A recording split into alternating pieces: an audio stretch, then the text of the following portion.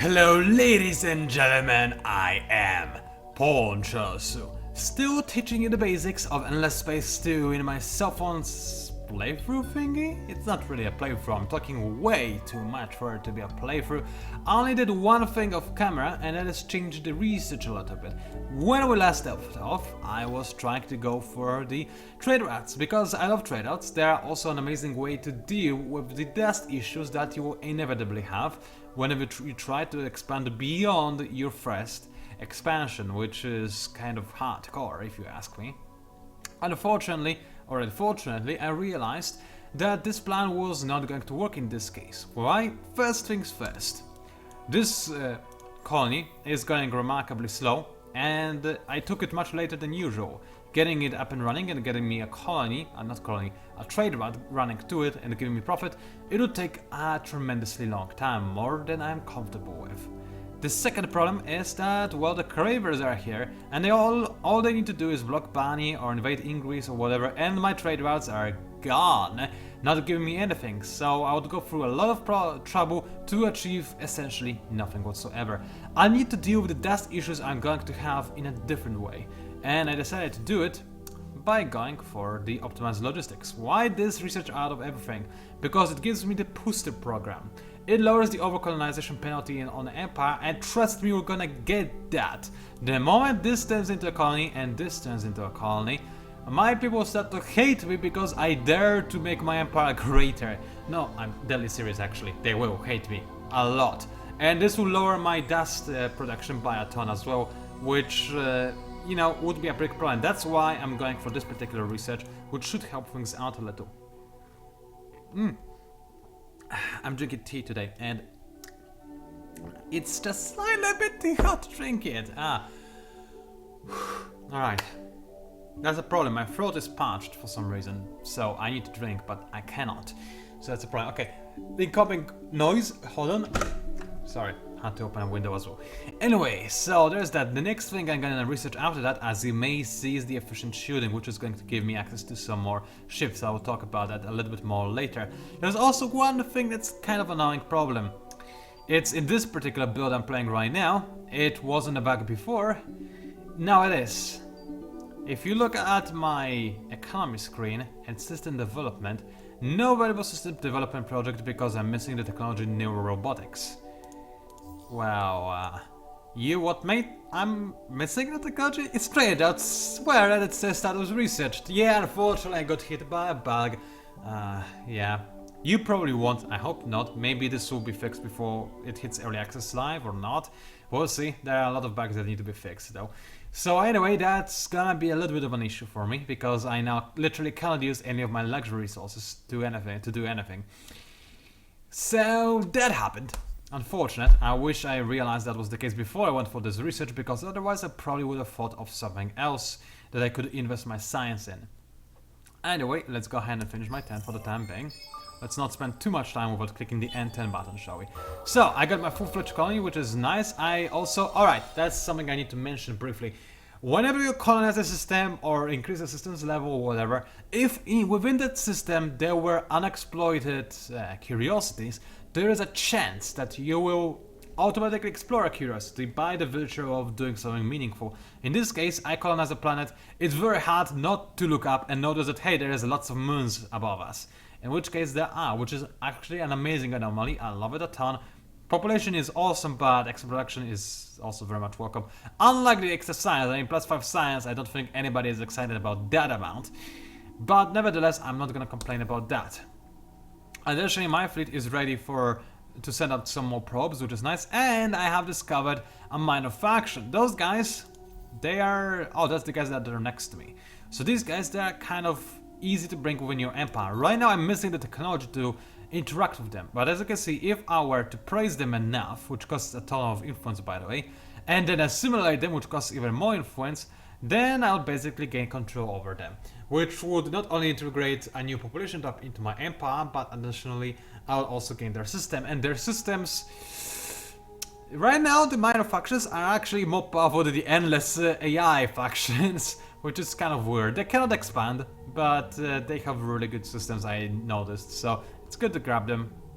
when you can. They also have the Obedient Flock ability, which personally I love a ton because extra 20 approval is very important when you want to expand, and they do want to expand a lot in this game.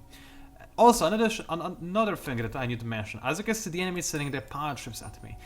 There is a very big difference between Endless Space 2 and Endless Space 1. In Endless Space 1, by this point, I would already have a ton of ships flying around and all of those systems around me, making sure no pirates can spawn. Because in Endless Space 1, if you gave the pirates the slightest tiniest place where they could set up a base and start spawning like crazy, there would be a real issue, a real threat. And pirate empires were not an uncommon sight in Endless Space 1. They could create entire empires.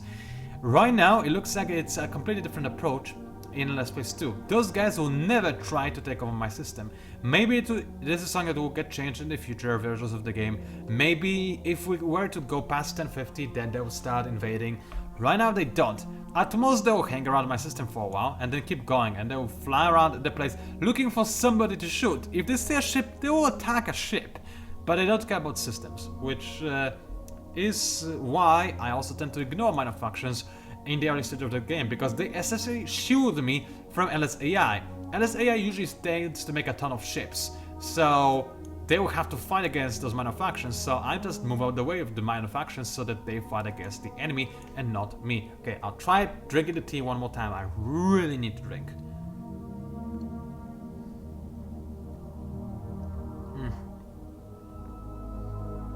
Okay, I had some limited success. Problem is, it's too hot, so I can only take small sips. And that's not good enough for my throat.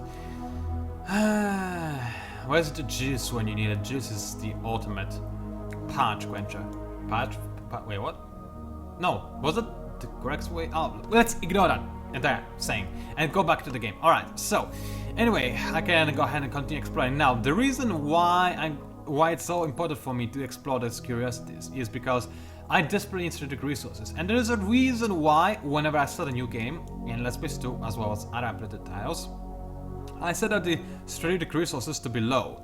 In Endless Space 2 especially, because in Endless Space 2 not only can you harvest the resources from wherever they are generated, you can also find them through curiosities. Many curiosities I found contain the strategic resources, and you gain them by, well, exploring those curiosities, which is quite substantial. And usually by this point of the game I would have a ton of, maybe not a ton, but some titanium and some hyperion to use for my ships. Right now I don't, which is really unlucky and actually quite a bit of a problem. Why? Well, let me actually explain that to you real quick. Let's go into the technology screen, shall we? Now I'm about to start researching rather, some new ship types. Those ship types are basic ship types. You can make them without the use of any advanced resources, and they do their job. Right now I only have access to a really puny ship that will not accomplish anything if I were to send it into a real battle. Yes, it does have a weapon. I can even install a second weapon on the guy, but even then the guy would be kind of rubbish. He's basically made of paper armor. Any decent, half decent, or even pathetic fleet will have no problem killing those guys easily, especially since they only can have one weapon type installed on board at any given time. That's really not a lot when considering you can have 4 different weapon types. So this guy is not really usable in a real armada. He's just an exploration ship. By the way, this is also reflected quite well in its ship type. The ship type is actually something you do need to pay attention to. Why? Well, it's actually because the way your fleet admirals, or rather your captains, operate on a battlefield is determined by the ship type. So for example, this ship, I don't actually know how it would act on the battlefield, but in other cases, if we have a look at the ships I'm researching right now, this ship is a protector. It will try to help other ships stay alive. This ship is an attacker. It would try to attack the other ships. So, you know, this slightly changes the way that the AI handles the handling of certain ships. So that's something to keep in mind. Also, it tells you generally what ships are good for what. This ship is, well, obviously supposed to attack. This ship is, in theory, supposed to protect your fleet. In practice, I find that hard to believe. I never had much success using the Deka class. It seems kind of like the third wheel. It's not really useful for anything. It does have a lot of support modules, but the support modules all require you to have strategic resources, which negates the point of having a small class that is supposed to protect your fleet.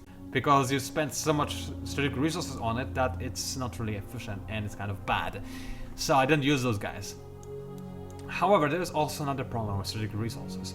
All of the bigger ships require strategic resources to make. For example, let's have a quick look at this guy, the Giga class. I love this ship. I essentially use it as a sniper, and it's reflected in its role as a hunter as well, I suppose. I equip it with a lot of long or medium range weapons, and I destroy the enemy before they can even come close. It's a very effective tactic, and it also pairs up nicely with the Kilo class, which also can be quite effective at medium and even partially effective at long range, which is more than most small ships can say for themselves. Sophons like being the snipers when you combine the two ships together, and that's how I personally win against the massive fleets of the Cravers. I just don't let them get close to me, and it tends to work pretty effing well. Now the problem is, just to make that ship you will need to have the strategic resources of titanium in this case. 5 titanium per ship is the bare minimum you're gonna spend, and you're probably gonna spend even more if you equip it with any decent stuff. Now you could say that, hey, this technology is still worth getting because it upgrades the Kilo class, which is the basic ship I'm researching right now. The problem with that being is that the Kilo class, the upgrade for the Kilo class, it does give it some bonus modules you can use to, for example, install more defense modules on it, or support modules, or even maybe, I don't exactly remember how many modules it unlocks. However, there's a problem. In order to fully make use of this thing, you need to also have titanium, because some of those modules require strategic resources to have anything installed on them. So for example, do you want to install a third gun onto a Kilo class? You can do that. Third actually infuriates the fourth and fifth gun because they're on both sides of the ship. So you can make it have even more guns, which makes it into a really actually powerful ship, surprisingly so for its size. The problem being that in order to install more guns on the small ship, you need to spend titanium, which I don't have any of. I will have Hyperium, but this guy is awful, so I don't think I would use that. I could use Hyperium for the Peta class, but Peta is just kind of a weird ship in my opinion. I don't know what I should use it for. I feel like it is useful, I just haven't figured out yet what it would be useful for. Now keep in mind, I have been playing this game for weeks already, but it's still only weeks, so I'm not really at the level where I was in Endless Legend, for example, not even close, or Endless Space 1. So I'm still learning this game just as you will learn when it comes out. I'm quite experienced already, yes, but there are still some things I need to learn. Especially since the game is not ready yet, so it has features I couldn't even experiment with yet. Anyway, we've been talking a long time. Let's go ahead and actually try to explore the curiosities. I don't care about the atmospheric curiosity, because it might give me loot, but the odds of that are low, and I don't care about anomaly on an ice planet I won't be able to colonize anyway. In here, again, atmospheric curiosity, not useful. In here, ruins. So it does have a chance of like resource deposit, loot, and anomalies. Again, none of these are actually any useful because I care about strategic resources or strategic resources loot. Now, in theory, loot also can give you strategic resources, which would be good enough for me. So let's just go for something that has the highest chances of giving you loot, and in this case, it's the thing with low chances of giving you loot. Let's hope the low chances are good enough and that the loot will be strategic resources.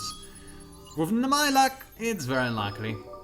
And, okay, it gave us loot, 30 dust. Woohoo, that's absolutely rubbish, thank you very much, oh well. But it did unlock us a new event, also there's a fly in my face getaway, which is actually a pretty good event. It can either increase the approval of your systems for 10 turns, or increase the food of your systems for 10 turns, and increase the industrialist political party. I'm gonna call those animals as my cattle, because I need to grow my population much faster in order to obviously have more effects on my systems. I currently don't have approval problems. I will in the future, because I'm setting up a third colony, which will make my people unhappy. But I don't have problems yet, and this immediately gives me a big bonus to growing more population, which I definitely will need. Also, Industrialist Party is the kind of party I really like, because both Industrialist and Militarist parties are good at making ships, and I'm an evil person, I like killing things, so I need my ships, so let's go ahead and do that. Thank you very much, I've got a cattle to eat. So anyway, there's that, I dealt with, not dealt with my new colony, but that can wait for a second. And latest political survey, we'll have just scientists in my empire, no surprise there. let's have a quick look at Geminos, shall we?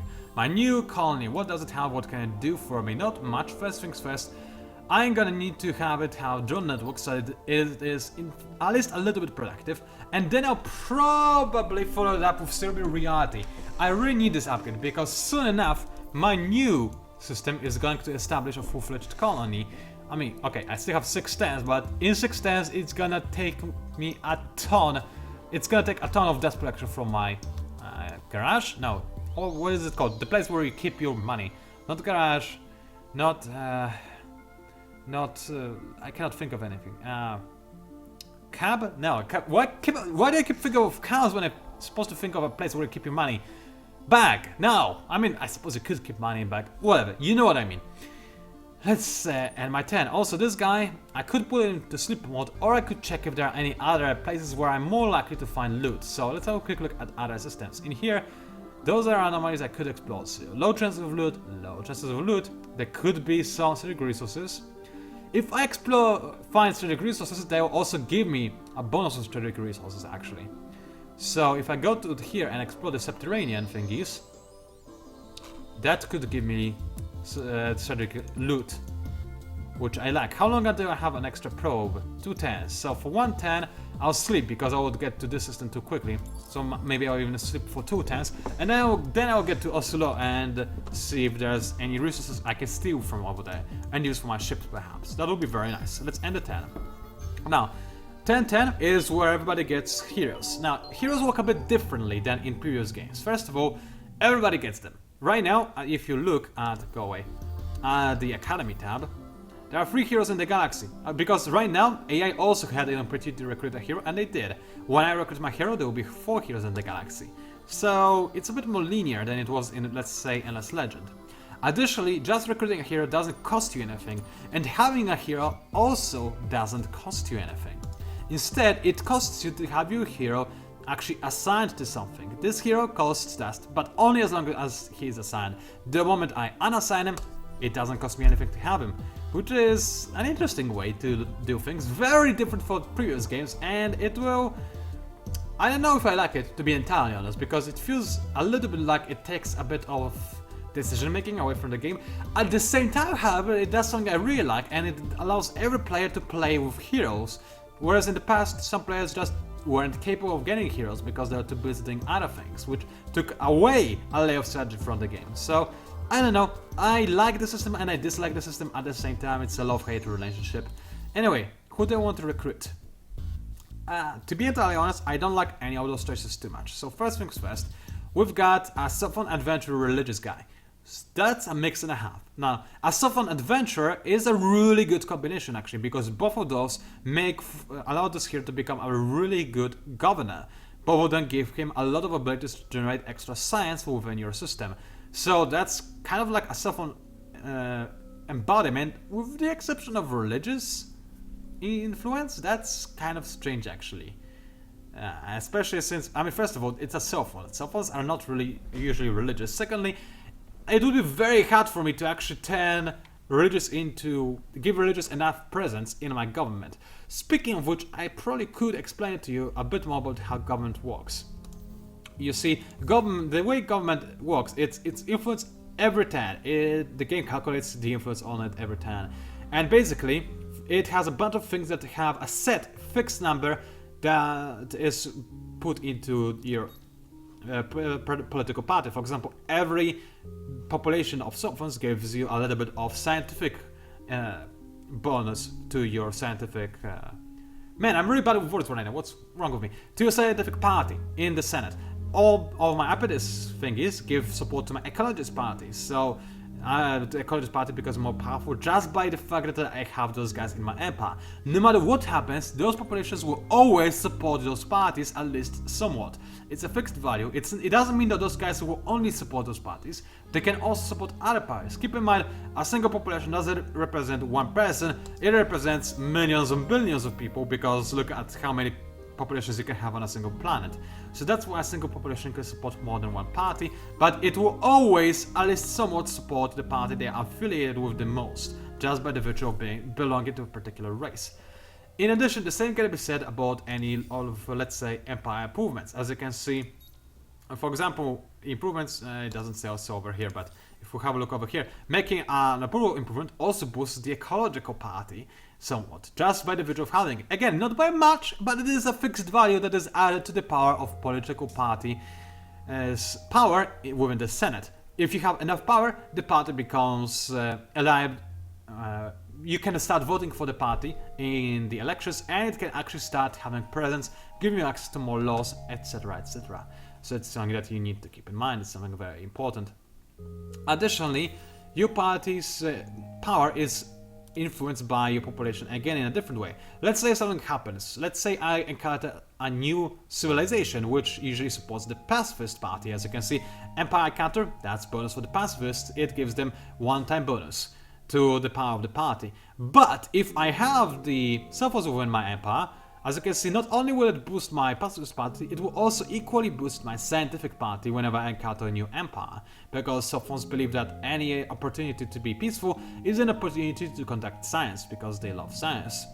So there's that. On the other hand, if, for example, I do something that is that would normally boost the religious support, Sophons will lower that amount, so I will not get as much support from my religious party as I usually would. So there's that. So all of those things you need to keep into consideration. Different populations support different parties in a different way. So there is all of that. For example, cravers are unusual because for cravers, whenever something pacifist happens, then very little support for the pacifist party is produced, but instead there is also support for the militarist party that is produced whenever something pacifistic happens. So that's interesting. So there's that. Obviously heroes also influence Senate, so there's a lot of things that can influence Senate. Right now, I want to have another party. Scientists ain't gonna cut it for me. They have the brain drain drill, which can help me a little bit. You'll see how in the future. But right now, I kind of want to have some different laws available, and I don't because I only have the scientists. This is usual for 1010. Usually it's not until 1020 that you can have some other party within your Senate. Unfortunately. Or fortunately, it depends how you look at it. Okay, a new event. It's a random event that can happen. Rile up researchers. So let's have a quick look. I can either start losing dust and gain more science, or I can lose science and gain industry. Definitely I want to go for this one. Not only does it increase the industrialist political ideology, it increases the party, rather, the power of the party, which I like I said, but additionally, I cannot allow myself to lose dust. As you can see, I'm already losing dust. The moment I colonize a new system, fully colonize that is, I'll start losing dust like crazy. This would cripple me and maybe even cost me the game.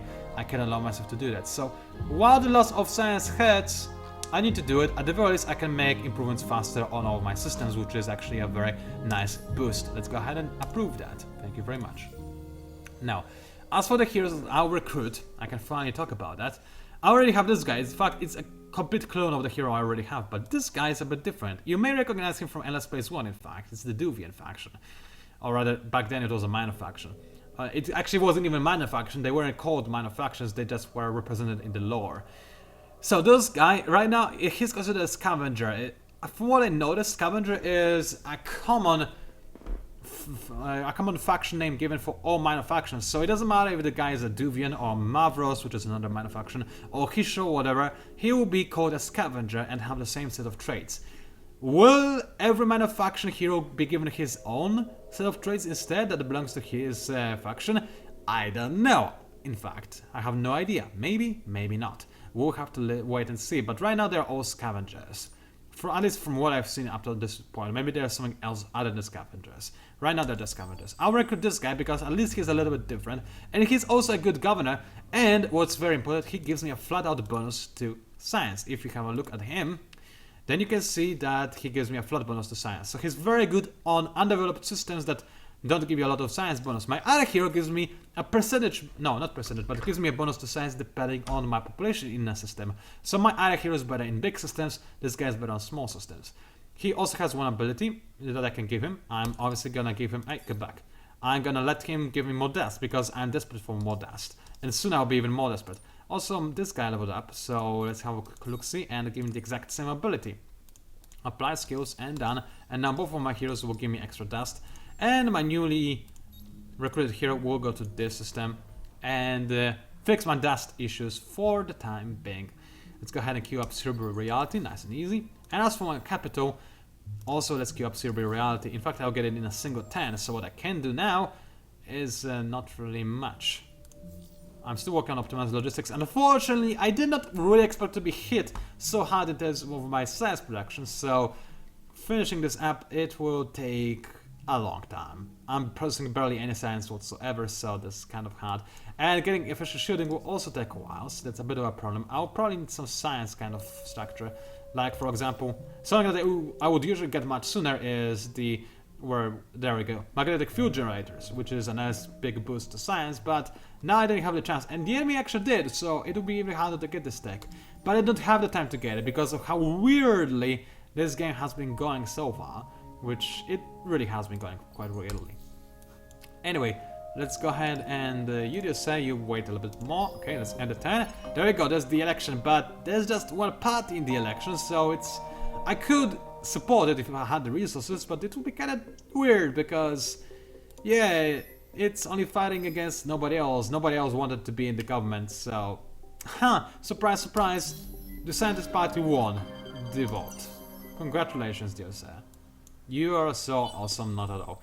Anyway, my fleet recorded this probe, so let's go ahead and try and steal some resources from Oslo. It's not really stealing, I'm not taking anything away, I'm just taking something for myself. Please don't have anybody guarding the place. Okay, there's nobody. Good. Let's have a quick look at the subterranean place. Give me resources, please. Pretty please. And we've got... Yes! Look at all this titanium. That's absolutely amazing. Okay, in fact, let me drink a little bit as I ponder about the possibilities it gave me.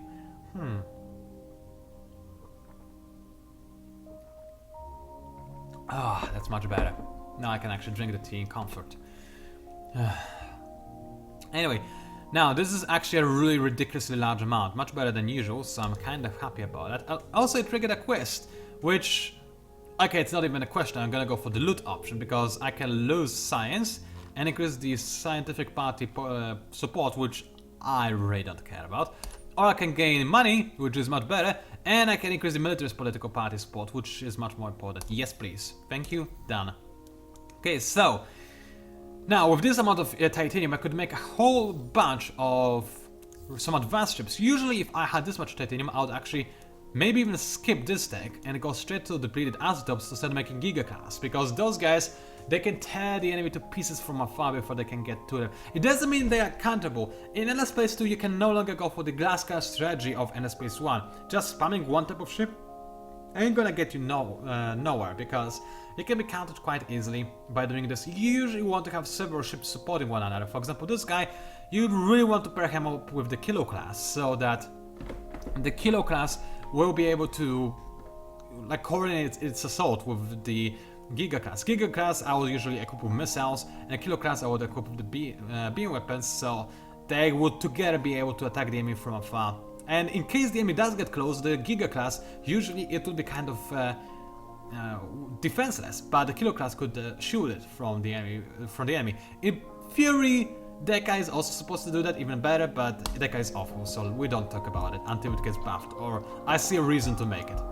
Anyway, I'm tempted to leave my ship over here, but I kinda wanna explore the galaxy a bit more, so let's go ahead and do just that. I'll come back to Oslo later and explore some more. Maybe I'll find some more strategic resources, who knows. Right now, however, there isn't much I would do with them anyway. As it turns out, we're just kinda ironic after I was talking about how much I need them for so long. Anyway, let's drink some more. I found the Hisho. They are warmongers, they're kind of like the Cravers, and hey, get away! Alright, that's a quest for the Cravers. They basically have... Actually, I probably should spoil the story for the Cravers. Yeah, I won't spoil the story, you'll see it for yourself. But it's part of the story, so I don't wanna fight this guy, but I don't have an option. There is a retreat button. I don't think it works though, because it never seemed to work when I tried using it yet. So perhaps it's bugged as well. Instead, I'm gonna go for a battle plan that avoids fighting the enemy. So even if they try to go as close as possible, I don't think they'll have the time to kill my ship. So I'm not gonna watch the battle, it's gonna be meaningless. I'll just try to stay away from the enemy. Let's fight, and I should stay alive, most likely. Or not. That was really unfortunate. Well, I did discover Ita. And what kind of system is this? It's Swamp Arctic Boreal. Nothing too amazing. It's colonizable, I suppose. But that's just about it. And explode 50% of the galaxy. Not too keen about that. My scientist party will like this fact and get some more support. I don't want my scientist party to have this much support though. Anyway, manufacture this guy, so that's more support for the pacifists. Where are they? Ah, they're over there. So that's good. The Hishu will attack the Cravers most likely, so they will buy me some more time, which is always nice and welcome. My population grows, which is nice. Optimized logistics are almost here, which is nice. They will help me with unhappiness 1 increase because of colony, which is about to happen. I'm bracing for it. Meanwhile, you just please improve your production because you do need to do that quite desperately. And maybe in 3 turns I'll actually be capable of making some fleets. But right now I don't even have the tech to make fleets. So let's go ahead and end my turn. I really dislike the fact that I lost my ship, but on the bright side, I don't have to pay for its maintenance anymore, so it's something, I suppose. And I'm actually gaining a decent amount of dust. Look at that. A really decent amount of... What happened that I gained this much? Is it just the approval? No, I don't think it is just approval. Let's have a quick look. Yeah, I'm just content. My star systems should also all be content. Yes, they are. They're about to be very discontent, though. Oh, and Ingress actually didn't notice. Colonize a bad plan, didn't I?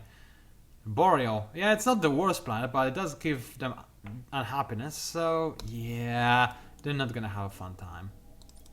Anyway, let's end the 10. I'll drink some more. Hello, Craver. It's just a scout. It's nothing to worry about yet. And the colony is here, and I'm not losing dust. It might be not up. Maybe this counter isn't updating itself yet. Let's have a quick look at my approval. I'm still content. Yes, okay, that's good. I'm at 33% happiness, which is more than I need by 3%. So that's good enough for me, and I'll keep my dust, which is actually extremely important. It means that I can actually do things rather than worry about the fact that I'm about to go bankrupt. That's absolutely amazing. And because of this, my people don't starve. I can keep growing my empire. Let's see, what kind of planet is this? It's a tropical planet. So I don't think it will actually lower my... Wait, tropical planets? No, they should lower approval. I don't remember, sorry. I really don't remember. And unfortunately the game doesn't tell you that outright, but I'm pretty sure they do. Yeah, they do lower it by a tiny amount. Maybe? Let's have a quick look here. Yes, they do, by 5. And that'll push them off the edge. I cannot colonize this place. What I can do, however, is explore this place, because maybe they have some good ores over there. Or instead I can just make this a more productive system, which I believe is more important for the time being. So that I can make a fleet quickly whenever I actually gain access to making a fleet. As for you, sir, please work a bit more on science, because I desperately need it, as you know.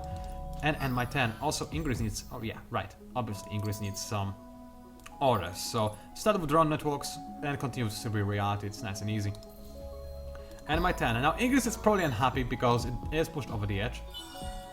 And, okay, good. Pacifist party unlocked. It's not the militarist party that I was hoping for. Neither is the industrialist party, but it is a different party. And so important to have as diverse Senate as you can, because this gives you much more flexibility to adapt to different situations. I'm actually really thrilled to have the pacifists. Also, oh, those darn kids, I love this quest. Why?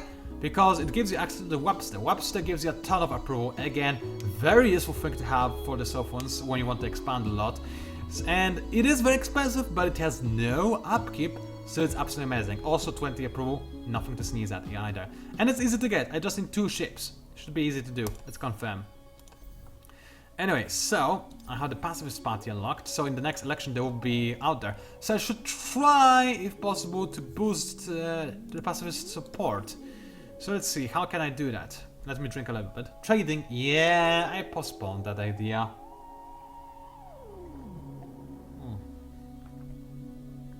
Friendly diplomacy, yeah, nothing of that is gonna happen. Pacifist heroes, we're not gonna get them. Dust buildings are the only thing I can think of, but my science is currently busy with other things. So, wow, for example, Xenotourist agencies, yeah, I could make Xenotourist agencies, I suppose. They're not very good though. I miss the kind of things that we had in Endless Legend that would give you just a flat bonus to dust. Right now, I mean, I get what Amplitude is that trying to do. Right now, if you want to have a reliable source of dust, as you can see, this building does give you a flat bonus to dust, but you can only make it once in your entire empire. So it's not that substantial, actually.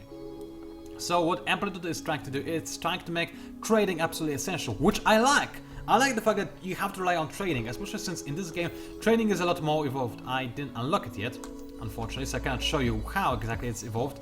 But there's a lot more things you do in trading. It's more than just buying and selling like in Endless Legend, and it's more than just a passive trading like in Endless Space 1. Now it's really interesting, I love it a lot, and that's how you make your dust. Sadly, in my situation, it's not something I can really rely on because of imminent war, so that's unfortunate. I'm gaining a nice amount of dust, so what I think I'm gonna do is I'm gonna make you this, give me some more science, because I need the science. Thank you very much. Go away now. And I can end my turn. Nice and easy. Getting more science for the improvement I just finished making, which is also gonna be nice. And that's still positive. Okay, creators are about to attack. Don't worry, you still have the time to prepare even when you see this message. I'm not scared at all, even though I don't even have the technology to make better ships yet. It will take them a long time to actually conquer systems, because you can conquer systems by just orbiting around them, but it's very slow. Usually what you need to do is to invade systems, and that is using this technology. Now, I'm not really allowed to say anything about word in the neighborhood is that it might be somewhat changed in the future, and the invasion mechanics may or may not be a little bit different. So what I'm talking about right now may or may not be slightly or substantially different in the future, and maybe or maybe not you will have to worry a bit more about enemy invasions. But either way, what right now, and probably when you get the game in your hands, this thing will be essential for the AI. And I know the AI doesn't have this technology yet because I can see that nobody has discovered this technology yet, so I'm safe for the time being. So there's that. Okay, let's see. Look him. It cannot do anything useful for me. What I could do in theory is make this improvement, which would increase the ecologist party support, which I don't really care about. But I could make this improvement and then I could sell it for profit. Or instead, I can go ahead and reset the signal, which might give me some loot. And it's something to do for one turn while I wait for the efficient shielding to finish, which I think is a much better idea. I wish I could explore the subterranean thingy. It might be nice, but alas, that is not something I can do. Alright, everything is queued up. Let's go ahead and end my turn. Nice and easy, and drink some more tea, because tea is delicious. I love tea so much. Oh, it even says, too bad it's bagged. Oh yeah, did I mention? I don't remember if I did or not, I'm sorry. My short-term memory is awful, but do you see this? No available system development project. Ah, that's strange. What do I need to unlock it? Oh, I need neurorobotics. Because I don't have it unlocked. You what, mate? I did have it unlocked. I'm pretty sure I said that the status says research. So I should be capable of using my luxury resources, but unfortunately I'm not, because it's bugged. Again, alpha is alpha, do keep it in mind if you plan to buy this game. If you are desperate to play it, like I certainly would be if I didn't have it already, then feel free to buy it, but don't expect it to be bug free, please. It still has a lot of bugs. It's alpha product, and it shows. It's an awesome alpha product, but it's alpha product nevertheless. It certainly is. So be wary whenever possible. Alrighty then, let's have a quick look. Lekking can now make me some decent ships, so let's go ahead and design them. As you can see, this is the magnet ship I was talking about, and it's kinda rubbish. It has one weapon, and it cannot install any other types of weapons. Now, kinetic weapon is actually kinda nice, because it can shoot down incoming missiles, which is actually very important, because missiles, for the most part, ignore shields, and missiles also deal a ton of damage. They are basically, if the missiles reach your ship, it's either gonna be destroyed or key components of your ship will be destroyed, because yes, the way that battle works in Endless Space 2 is that all damage is what do you call it? It's basically, it occurs within a certain region of your ship. For example, I can hit the engines, I can hit the weapons, I can hit just nothing like this place when it has no module, but I can still hit it.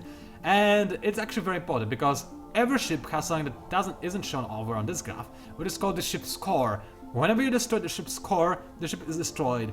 And in order to destroy the ship's core, you first have to get through at least one regular module and destroy that module. At least that's how it used to work in the past. I'm pretty sure it still works in the same way. So that's something for you to remember. And yeah, that's why you need to pay special attention to how you defend your ships. Missiles are amazing ship destroyers, so that's why having kinetic weapons within your flotilla is important because they work as flak, like in Battlestar Galactica, which is a very good comparison in my honest opinion. Alas, this ship is worthless because it mostly focuses on spawn modules, which you need titanium for. I mean, flotilla shields, it's very nice, but you cannot use it. I mean, I have titanium actually. That's right, I do have the titanium. I have more titanium than I know what to do with, so let us have a flotilla shield. And I don't think I need anything else. I don't care about the engines, because I'll remove them from the other ship. And as for the defense, yeah, you can have the plating, and I'll leave you with the slacks. I don't think the AI will use missiles, but... so I could remove this weapon altogether. But I think the enemy will use missiles, and at the very least, this will allow the ship to actually shoot from time to time. So let's apply the design. And as for the accelerator, I want this guy to be a medium to long range ship. So I'm gonna equip it with the Opal laser, which is actually a really cool weapon. I love the way it sounds, especially when the sound isn't bugged. Right now, I'm pretty sure it is. Again, bugs, plenty of them, unfortunately.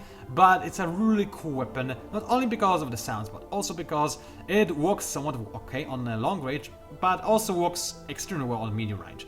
And it's a really good pair up with missiles. Missiles are exclusively long-range weapons, so the two can fit together very well. That's why this is a very good escort for the Giga-class ships. Because Giga-class ships... Giga-class can also have the lasers, by the way. But I like to use Giga-class as snipers, so I usually equip them with missiles. Now, this weapon, keep in mind, weapons are not equal. If you want to deal raw damage, then the slugs are more powerful, but thankfully they've been nerfed. In the past they were really overpowered, now they're just slightly more powerful than lasers, because they are supposed to be kind of your defensive weapon, or last resort weapon than just to be your weapon. If you want a close range weapon, you have to use beams, which thankfully have been buffed, because in the buffs they were rubbish. But now they're very useful, and in fact, it's something that you need to keep in mind. For example, if you like shields, I mean, I love the shields effect, so I used to, when I started playing this game, to put shields everywhere I could, but the problem being of that is that shields, they only partially secure a ship. Some of the damage is gonna go through, especially from things like missiles. And the damage that is gonna go through is gonna deal damage to your ship's health and destroy your ship's core at some point. And shields, as you can see, they provide basically no bonus to health. Armor does. The thing about armor though is that, well, this is devastating against armor, but it's kind of bad against shields, so you do need to balance your ships out and know what you want to use your ships for. In this case, I'm gonna go for a lot of armor because I'm pretty sure the enemy ships are going to use a combination of kinetics and lasers, because that's how carriers usually behave in this version of the game, I noticed. Okay, let's apply the design and let's start making the ships. Let's have one of the magnet because I want to see if it's actually any useful. Now that I have the abundance of titanium, and let's keep the rest of titanium for big ships, and then let's go ahead and make some accelerators. For the time being, my ships, I can only have 4 ships within my fleet. That's why I'm researching improved fleet management, which is going to help me with that. Okay then, Ingress needs something to build, which is nice. Let's go ahead and make it have this inner industrial infrastructure, which is going to be rather important. And let's end the turn, and I'll drink some more tea. Give me a second.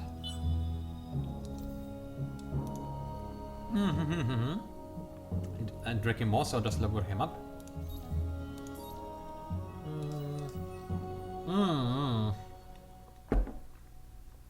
Okay, it has begun. Suddenly I have no dust. Now why is that? Because I dropped into unhappiness. Why did I drop into unhappiness? I lost 4 approval. What happened that costed me dust? Let's see. Oh, overpopulation in my home system, that's what it is. My home system is now overpopulated, and that lowered my happiness to unhappy, and it caused a chain reaction in my entire empire, and now I lose 50% of my dust. I don't think it's that severe. Let's have a quick look. Where can I see it? It's over there. Unhappy, 50% of dust. Yeah. I forgot about the overpopulation. My bad, my bad. Okay, inspection. Please do give me more dust. Find a badly. I'm really mad at myself that I forgot about it. But hey, I suppose it happens. It's an embarrassing mistake, but it happens nevertheless. Kids, worry about this quest. How much time do I have? I still have plenty of turns, so let's send this ship into where I need to send it. Hold on. Into Geminos and Lekim. Okay, right next to each other. Should be easy to do. So the next turn I'll fulfill the quest, and then I'll make an approval improvement in probably my capital, and this should help me fix things. In the meantime, what I could do is I could continuously make and sell public-private partnerships, but right now I still have several turns before I do go bankrupt, so it should be okay-ish.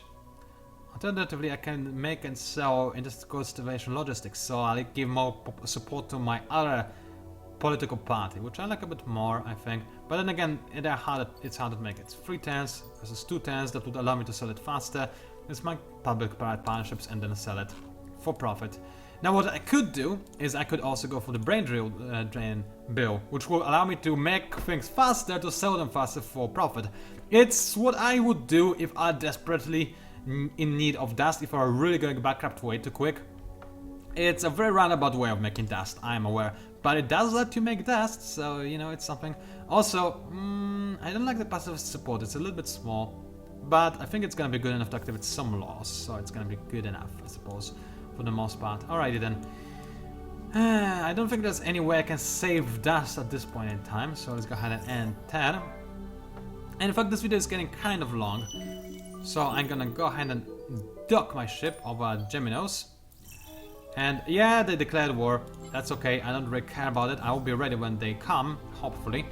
For right now, they didn't come yet. Oh, no, they actually did, never mind. They are here.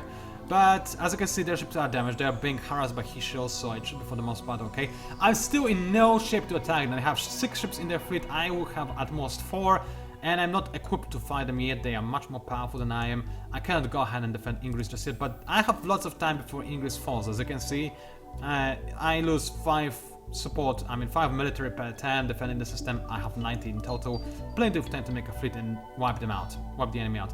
Now I'm also I lost my food production, so my people will start to starve because of their unhappiness, which is a bit of a problem, unfortunately. Now, I would be really happy if I made enough ships now to unlock the militarist party, but alas, that is not the case just yet. Public-private partnerships almost ready, so I'll be able to sell them. Let's queue this up so I can have another thing to sell. And let's see real quick, is there anything else I can and or need to do? It doesn't look this way. We're about to start a new election, which will hopefully help me somewhat with the dust and whatnot. And Webster is about to be unlocked for me, so let's go ahead and end the 10 and end my video as well. Ladies and gentlemen, thank you very much for watching. Webster is mine. Stay tuned for more videos, and I'll see you online.